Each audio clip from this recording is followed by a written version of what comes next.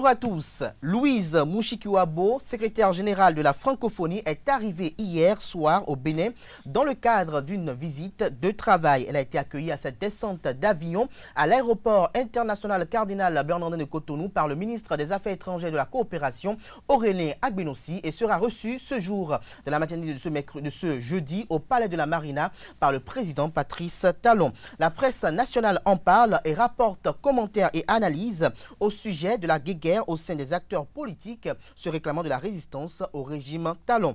Aussi, les confrères de la presse écrite relayent dans la foulée les impressions des responsables du parti politique Les Démocrates au sujet des observations qui leur ont été faites par le ministère de l'Intérieur dans le cadre de la formalisation de leur formation politique. Outre tout ce qui précède, l'actualisation de la liste électorale permanente informatisée l'EPI, le suspense autour de la candidature du président Patrice Talon et l'intérêt de la candidature du professeur Joël Frédéric Aïva continue de faire couler beaucoup d'encre dans les colonnes des canards. Vous aurez à découvrir d'un instant à l'autre la une de quelques parutions du jour. Dans le bulletin matinal d'information, à suivre les grandes décisions issues de la séance ordinaire du Conseil des ministres de cette semaine, présidée par le président de la République, Patrice Talon. Dans le débat, on s'intéresse ce matin à l'une des communications effectuées hier en Conseil des ministres. En effet, l'analyse des rapports des missions d'investigation de différents corps de contrôle dans les formations sanitaires fait apparaître des cas multiples de manquements graves à la déontologie administrative et à l'orthodoxie financière dans le fonctionnement de la plupart des structures concernées. Les investigations ont relevé des cas de désobéissance avérée à la hiérarchie, d'exécution et de paiement de plusieurs commandes irrégulières avec l'utilisation de fausses pièces justificatives, de création d'entreprises fictives et ou d'usurpation de titres de directeur d'entreprise. Sont également constatés la vente illicite de médicaments, l'abus de biens publics, le rançonnement pour ne citer que cela. À en croire le compte rendu du Conseil des ministres au plan administratif, les faits ainsi incriminés en raison de leur extrême gravité sont passibles de révocation ou de rupture de contrat de travail. Nous en parlerons ce matin dans le débat avec Carles Tomé et Claude Alofa qui sont déjà d'ailleurs installés sur ce plateau. Voilà pour le sommaire du jour, chers amis internautes. On se retrouve dans un court instant, juste après la pub, pour la présentation de quelques-unes de journaux parus ce jeudi au Bénin. Chaque enfant qu'on enseigne est un homme qu'on gagne. L'école est le lieu par excellence de l'éducation. Esaü. Étudiants, étudiantes, nouveaux bacheliers, parents d'élèves, une raison de plus pour choisir l'excellence. Et oui, bénéficier des demi-bourses et de réductions de scolarité à ESAE. Payer 250 000 au lieu de 500 000 en licence 1, 2 et 3 sciences juridiques, économiques, de gestion et en journalisme. Et pour les 100 premières inscriptions en administration des finances et administration générale, bénéficier d'une réduction et payer 400 000 au lieu de 500 000. En master 1 et 2, 500 000 au lieu de 800 000 en administration des affaires, 600 000 au lieu d'1 million en journalisme. Faites partie des 100 premiers inscrits en administration des finances et administration générale pour bénéficier de la réduction. Payez 800 000 au lieu d'1 million. À ESAE Cotonou et Parakou, la rentrée est effective. Le dossier d'inscription est disponible en téléchargement à l'adresse suivante www.esae.bj/esae 2019 ou renseignez-vous à ESAE Cotonou au 96 80 55 11 98 98 14 00 90 93 65 21 à ESAE Parakou au 96 68 16 14 97 77 51 47 à ESAE, l'épanouissement et le développement est au cœur de notre succès. ESAE, l'excellence a un nom.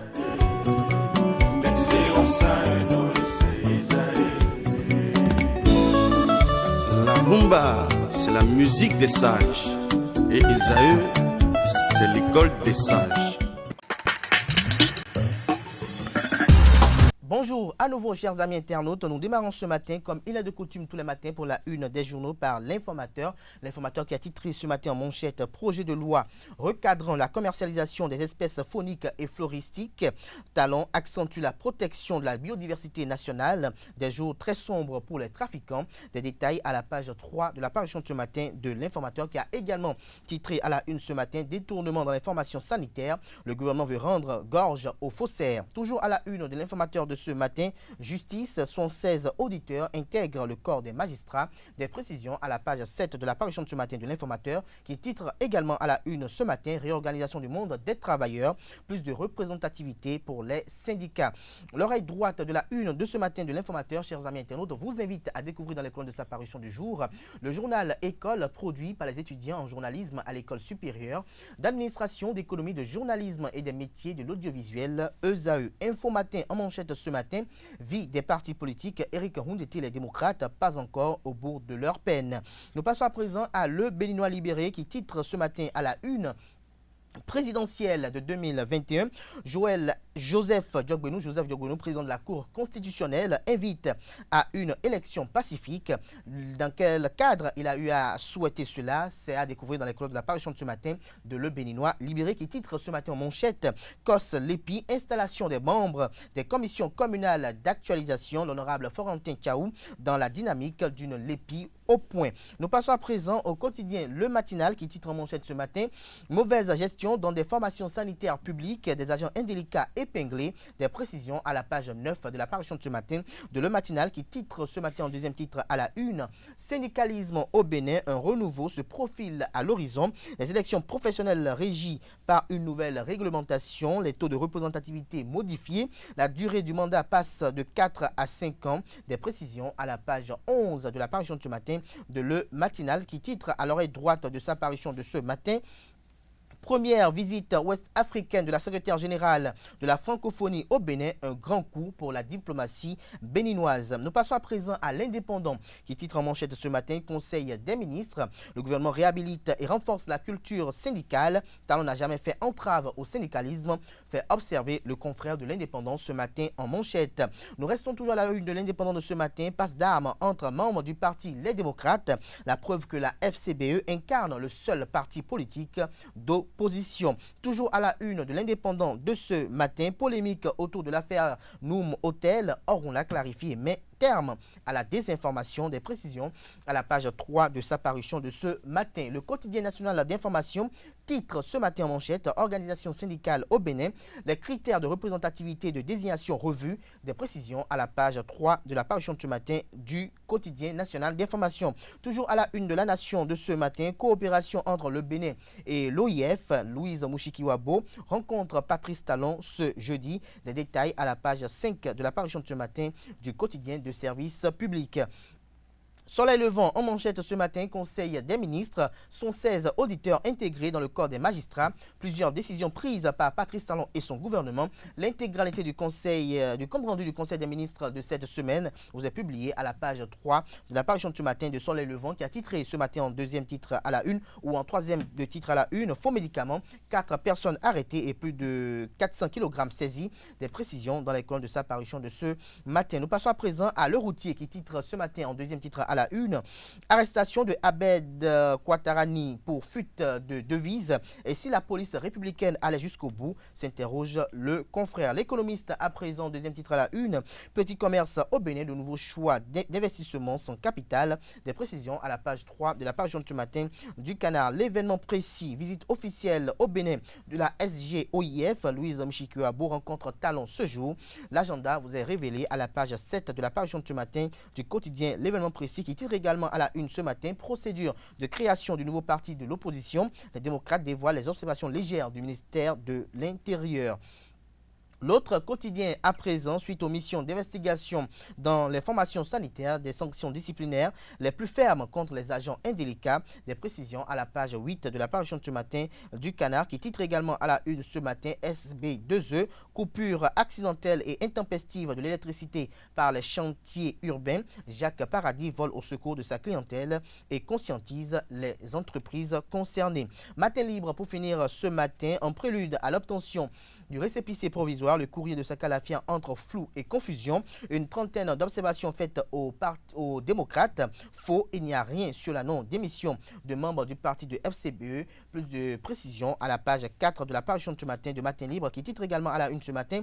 Polémique entre responsables de la résistance, Nicéphore Dieudonné Soglo, je cite, la lutte ne paiera que dans l'union. L'intégralité de l'adresse de l'ancien président Nicéphore Dieudonné Soglo vous est publiée à la page 2 de la parution de ce matin du quotidien Matin Libre. Ce sera tout pour la présentation de quelques-unes de journaux. Comme vous pouvez le constater, les quotidiens sont sortis en nombre très réduit ce matin, mais ils sont disponibles dans les kiosques au prix de 300 francs CFA. Ils sont également accessibles via Internet sur leur site en ligne.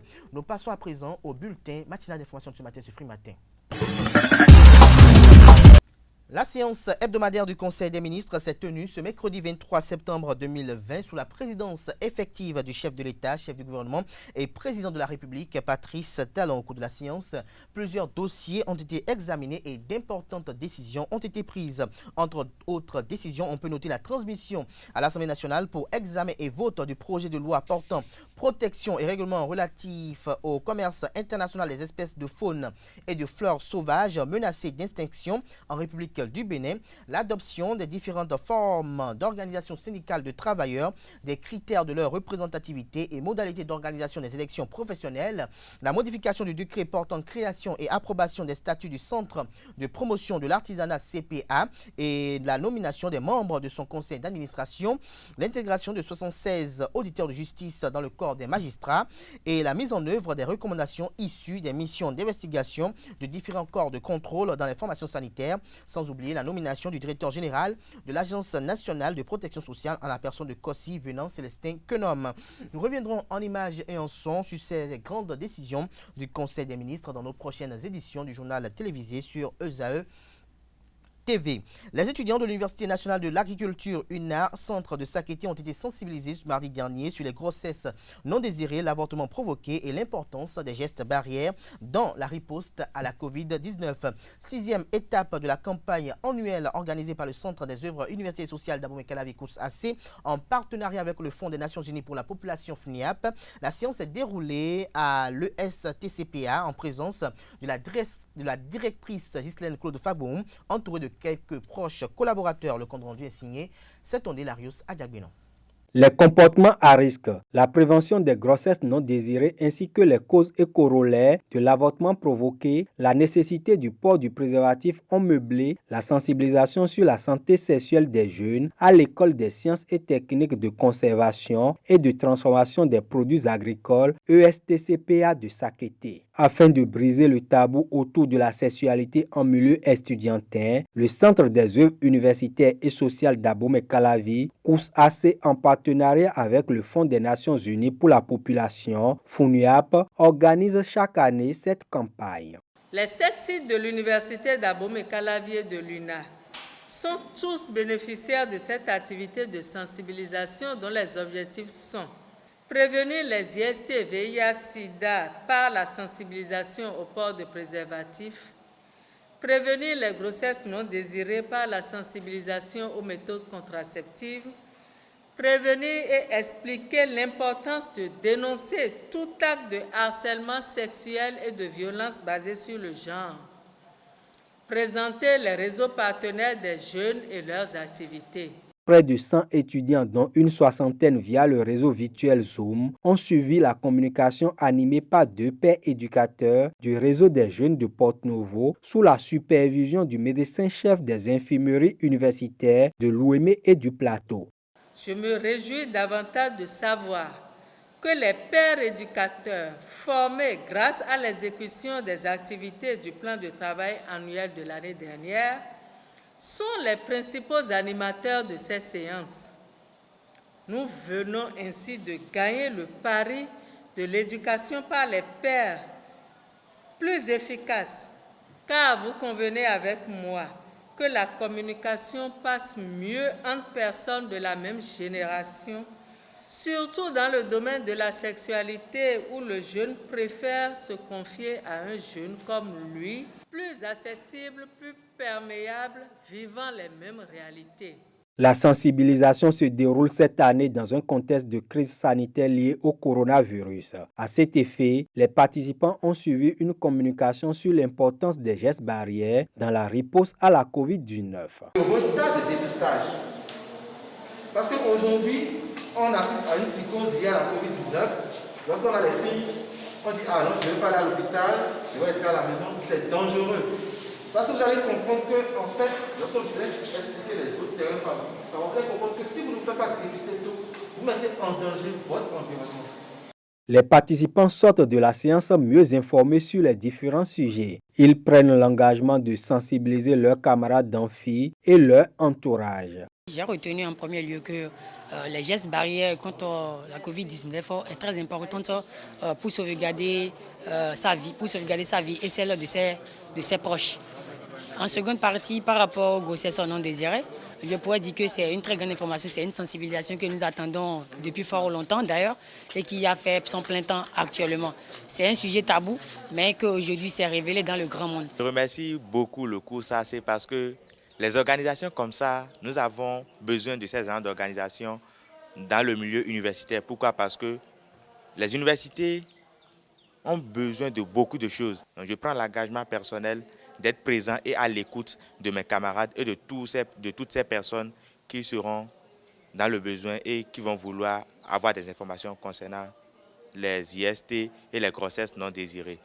Cette activité s'inscrit dans le cadre de l'appui aux organisations des jeunes pour la continuité de l'offre de services de la santé reproductive des adolescents et jeunes. Le campus de Kétou va accueillir le 25 septembre prochain la dernière étape de la campagne de sensibilisation 2020 du COUS-AC et du FUNIAP. Avant de regagner son bureau à Cotonou, la directrice du Centre des œuvres universitaires et sociales d'Abomey-Calavi, COUS-AC, Ghislaine Claude Fagbou, est allée rendre une visite de courtoisie au maire de la ville de Sakété en la personne de Nestor Idou.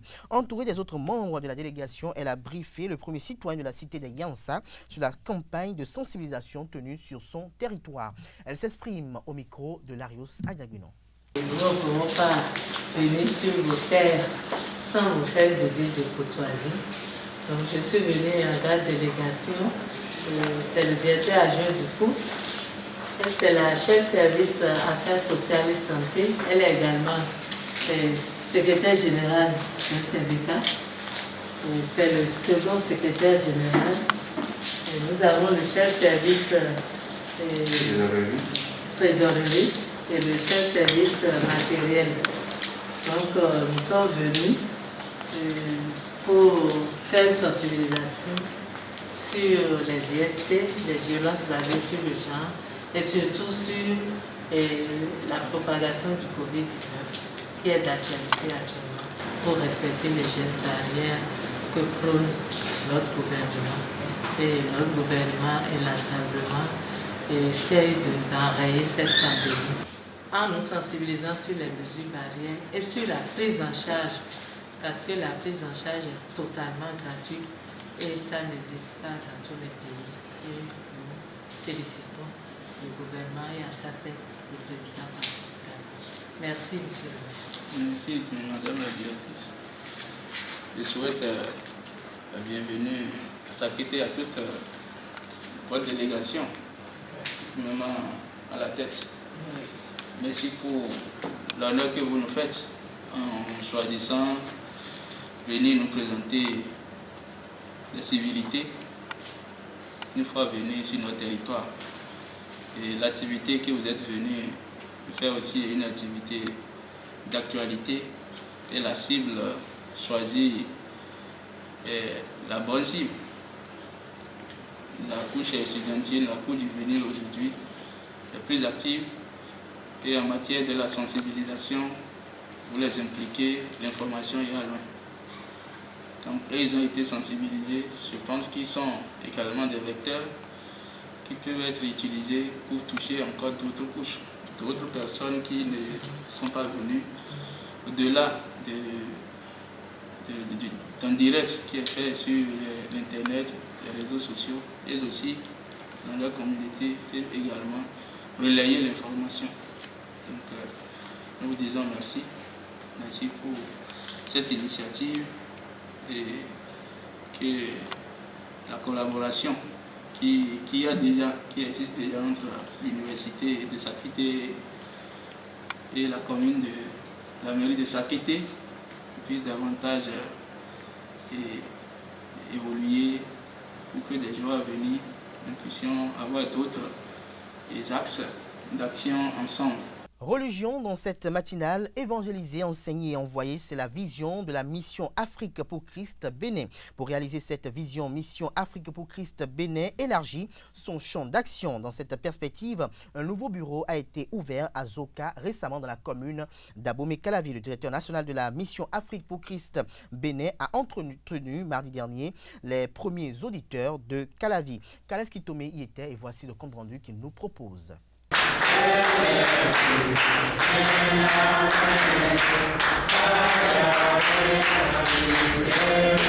Cette assistance constitue les premiers auditeurs des cours bibliques par correspondance du bureau de la mission Afrique pour Christ de Calavi-Zoka. C'est la même œuvre, n'est-ce pas? On ne va pas vous dire les églises, non, pas du tout. Alors maintenant, si il se fait que vous pouvez, être et à l'église et ici, c'est tant mieux. En tout cas, à vous de vous organiser. Toujours est-il que, assurez-vous que l'œuvre que vous faites, c'est comme le texte le dit, ne travaillez pas pour la nourriture qui périt, mais assurez-vous que vous travaillez pour ce qui subsiste pour la vie éternelle. C'est le plus important. Maintenant, si c'est la profession, écoutez, on ne va pas vous empêcher d'exercer votre travail qui va vous plaire. C'est pourquoi généralement nous mettons nos activités de 12h30 à 14h30. Donc on se dit, le temps de pause là, vous pouvez venir et puis courir y aller. Voilà, donc c'est ça. Et puis c'est pas tous les jours, c'est peut-être une fois par semaine, et puis 2 heures au plus. Donc c'est comme ça on fonctionne. Donc on ne va pas du tout vous empêcher d'être très... D'ailleurs, si vous n'êtes pas efficace dans votre profession, c'est un péché. Parce que le travail que Dieu vous a donné, c'est aussi là où vous devez le servir. Et vous devez le faire avec beaucoup de professionnalisme. Pourquoi dans nos valeurs, il y a le professionnalisme. Donc, Emballés par le sujet, les premiers inscrits s'informent des éventuelles contraintes liées à la formation. Quelqu'un qui avoue à la radio qu'elle ne croit pas, qu'elle ne fait pas partie d'une confession religieuse, postule et que toi tu es là en disant que tu ne vas pas. C'est bizarre que j'ai commencé par chercher avec ma montre la question et il a dit si nous avions déjà nos activités parallèles, est-ce que les programmes de la mission seront un frein pour nous? Allions là pendant nos activités au détriment de la mission sur le champ enseignement. Donc on se dit, le temps de pause là, vous pouvez venir et puis courir y aller. Voilà, donc c'est ça. Et puis c'est pas tous les jours, c'est peut-être une fois par semaine, et puis 2 heures au plus. Donc c'est comme ça on fonctionne. Donc on ne va pas du tout vous empêcher d'être très... D'ailleurs, si vous n'êtes pas efficace dans votre profession, c'est un péché. Parce que le travail que Dieu vous a donné, c'est aussi là où vous devez le servir. Et vous devez le faire avec beaucoup de professionnalisme. Pourquoi dans nos valeurs, il y a le professionnalisme. Donc, Mission Afrique pour Christ Bénin étend ses tentacules dans son ambition d'impacter davantage. Le chapelet de l'eau ici ce matin, nous avons déjà reçu quelque chose. Ce sera tout pour ce bulletin matinal d'information. Merci de l'avoir suivi. La grande édition du journal télévisé sur Réseau TV est prévue pour 19h. Ce sera une présentation de Carles Kitome. Mais avant, on le retrouve pour le débat sur Free Matin. Le débat sur Free Matin, Carles Kitome, Claude Alpha, bonjour. Bonjour Abdelkader Achou, bonjour à vos chers amis auditeurs de Réseau TV. Alors, Claude Alpha, vous avez titré d'ailleurs cela à la une de l'Informateur ce matin. Vous avez pris connaissance du compte rendu du Conseil des ministres de cette semaine qui fait cas de graves irrégularités notées dans la gestion des formations sanitaires publiques. Dites-nous, quelles sont vos impressions après avoir pris connaissance de la gravité de ce qui est reproché aux dits responsables? La seule impression, c'est que ce qu'on pensait tout bas, ce que tous les Béninois pensaient tout bas, le gouvernement a fini par le constater. Parce que la pratique dans nos hôpitaux, c'est vraiment pas ce qu'on aurait pu espérer. Des personnes qui ont pris l'engagement de servir l'homme, de pouvoir donc agir sur le corps de l'homme. c'était plutôt, comme un peu partout dans tous les secteurs au Bénin, depuis quelques années, une course effrénée vers l'argent, une volonté manifeste d'utiliser tous les moyens à la disposition pour se faire de l'argent. Et les moyens à la disposition de ces agents, ce sont donc les médicaments envoyés par le gouvernement pour aider les populations. Ce sont le matériel de force de travail dans les hôpitaux. Ce sont également leurs titres qu'ils utilisent, ces agents-là, pour pouvoir donc se faire suffisamment d'argent. Et cela, c'était aux grandes dames des populations, qui, nous, les populations, qui voyions cela, mais dans un système où on a l'impression que la recherche effrénée de l'argent est devenue la norme.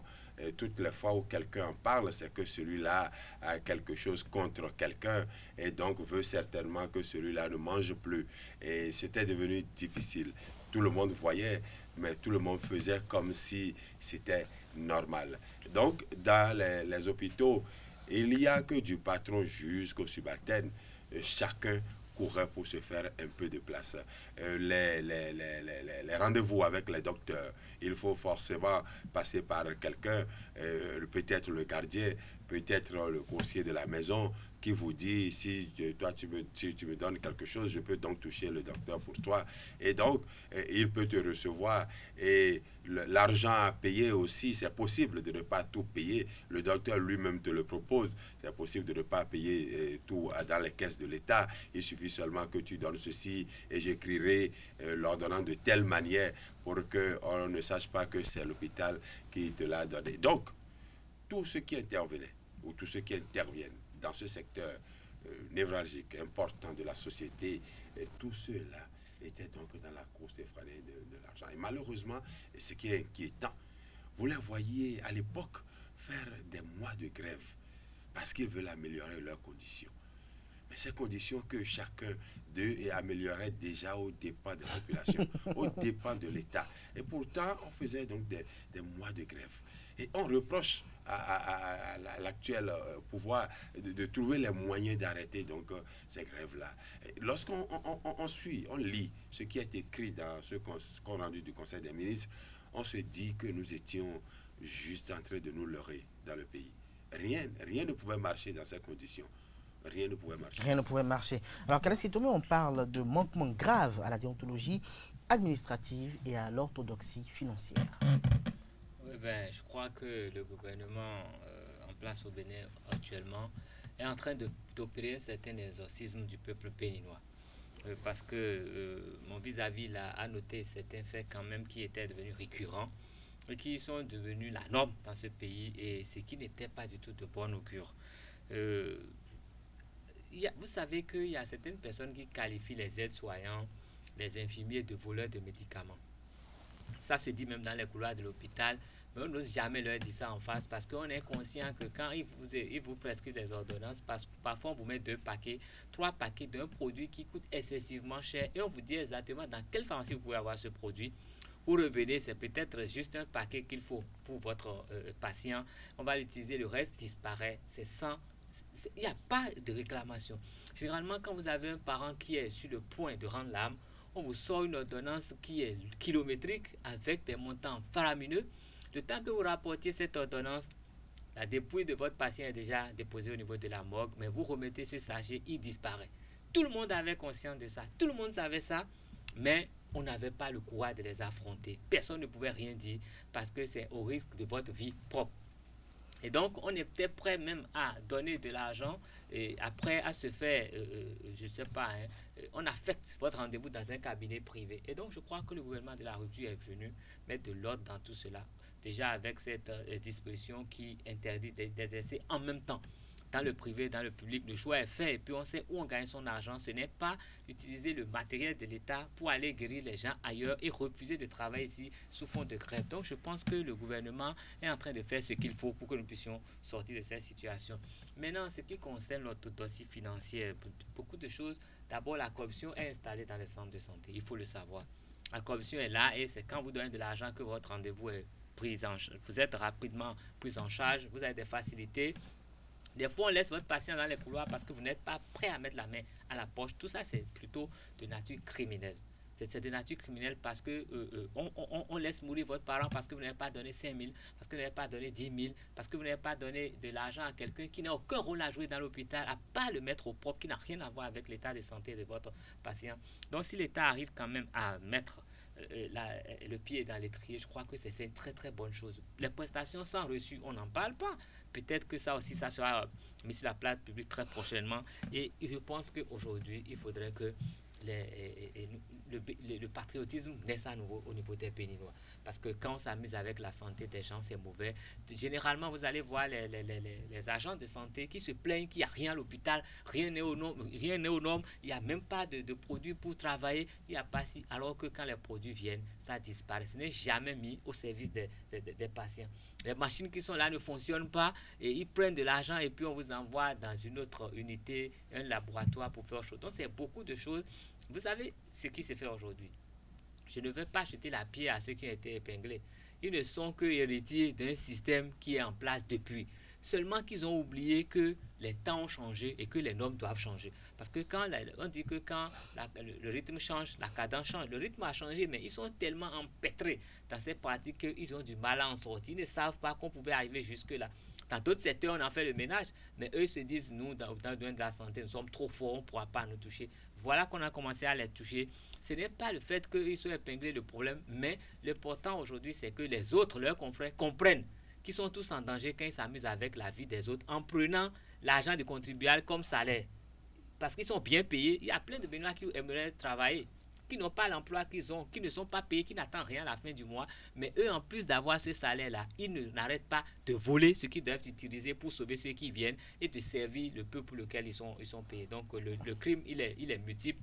Et j'espère que les résultats de ces enquêtes aujourd'hui vont obliger les autres à rentrer dans les rangs et à savoir que quand on a un salaire, on gère son salaire. Et que c'est comme ça que ça fonctionne. Alors, pour un petit rappel, les investigations ont relevé des cas de désobéissance avérée à la hiérarchie, d'exécution et de paiement de plusieurs commandes irrégulières avec l'utilisation de fausses pièces justificatives, de création d'entreprises fictives et ou d'usurpation de titres de directeur d'entreprise. Sont également constatés la vente illicite de médicaments, l'abus de biens publics et le rançonnement, comme l'a évoqué Kales Kitoumi tout à l'heure. Oui, non, je voudrais commencer par dire que, et ça c'est une doléance, vous savez, quand nous parlons sur ces plateaux, nous livrons. Le gouvernement, lui, il est bien là-haut. Et souvent, c'est nous qui irons demain vers ces gens-là. Il faut vraiment les punir. Il faut les punir et qu'ils sachent que c'est fini. Et ceux qui sont concernés, j'ai aimé quand le gouvernement a dit, le Conseil des ministres dit qu'il sera ferme. Oui, et cette fermeté-là, je ne trouve même pas que ça ne règle pas. Ça ne suffit pas pour payer ce qu'ils ont fait. Parce que la plupart ont utilisé ces sous-là, ont acheté des parcelles de terre, et ils ont construit, ils ont inscrit les élèves. Ils ont vécu. La justice va s'en charger. Il faut vraiment oui, le gouvernement l'a dit, qu'on va leur retirer. Bon, ça, je ne sais pas pourquoi vous vous intéressez souvent. Oui, parce que c'est un autre danger, parce qu'ils détruisent des familles pour avoir votre argent. Je continue pour dire que ils se sont fait une bonne place au soleil. Et ça, il faut le leur arracher. C'est seulement le leur arrachant. Vous parliez tout à l'heure du patriotisme. Non, moi, je n'espère même pas de patriotisme. Qui ne soit pas patriote, mais quand on les punisse, toutes les fois où il faut, on parle. C'est quand vous volez, alors que on vous met en prison et on vous arrache le poste, vous quittez la fonction, vous ne travaillez plus. Nous sommes 10 millions déjà au Bénin et beaucoup sont formés. Alors que ceux qui ne veulent plus et qui sont peut-être rassasiés, qu'ils quittent le secteur. Vous avez parlé donc de tout ce que le gouvernement a cité. C'est trop lorsque nous voyons un peu ce qui se fait. Mais c'est terrible, hein? Comment est-ce que l'administration donne un ordre? Et vous êtes employé par cette administration. Vous décidez de ne pas respecter cet ordre-là. Parce que peut-être vous croyez que personne ne peut vous toucher. On va jusqu'à utiliser des forces occultes pour pouvoir dire, bon, nous sommes intouchables. On a connu des secteurs où cela se faisait. Et maintenant, c'est fini. C'est fini et puis chacun doit pouvoir se l'intégrer en soi-même. Bon, Je dis, hein, ils peuvent refuser de se l'intégrer. Dans tous les cas de figure, le gouvernement Talon est là et je l'espère pour longtemps, pour encore un bon de mettre de l'ordre dans, oui, il faut mettre de l'ordre dans tout ce qui est anarchique, illicite et injuste. Qu'est-ce qui tombe pour... Oui, mais moi, à mon avis, le plus important, c'est que cela fasse école. Que cela fasse école pour tous ceux qui sont dans ce secteur, qui sachent qu'il faut mieux marcher droit sur les pieds que d'essayer de marcher sur la tête, parce que ça, là, il peut avoir un retour de manivelle. Et qu'en même temps, les agents publics, qui interviennent dans d'autres secteurs, sachent qu'il faut respecter la norme. Il faut que le Bénin fonctionne à peu près normalement, parce que tout était là, je vais passer un mot, c'était la dénorme. C'est pas mon expression, mais c'était, si on peut prêter ce mot, c'était la dénorme. Et aujourd'hui, on veut que la norme soit instaurée à nouveau. Donc, le souhait, c'est que dans tous les secteurs, même si vous balayez la rue, essayez de bien balayer. Quand les gens balayent la rue, ils ramassent le sable pour aller vendre aux riverains. Ça peut les amener à la criette demain. Ils auraient dû verser le sable là-haut. Là où on leur a indiqué de le faire. C'est ça, justement. Respectez ce que l'administration a prévu. Faites votre boulot. Et tout le monde sera en paix. Mais le pire de cette affaire, vous savez, le gouvernement a dit qu'ils préfinancent le budget. Ça signifie quoi? Ils dilapident les biens. Ils savent qu'on ne va pas le envoyer parce que ce n'est pas normal. Et ils disent qu'ils ont préfinancé. C'est dans le rapport. Ils préfinancent le budget que l'État a envoyé. Ils sont qui? Je sais pas. Ils sont plus puissants que l'État. Ce sont des partenaires techniques et financiers de l'État, probablement. Merci à vous, chers confrères, pour ces analyses, ces commentaires. Chers amis internautes, merci pour l'attention. Ainsi prend fin Free Matin ce matin. Merci pour l'attention. On se retrouve demain vendredi pour le dernier numéro de la semaine. Portez-vous bien et excellente suite de programmes sur EZ.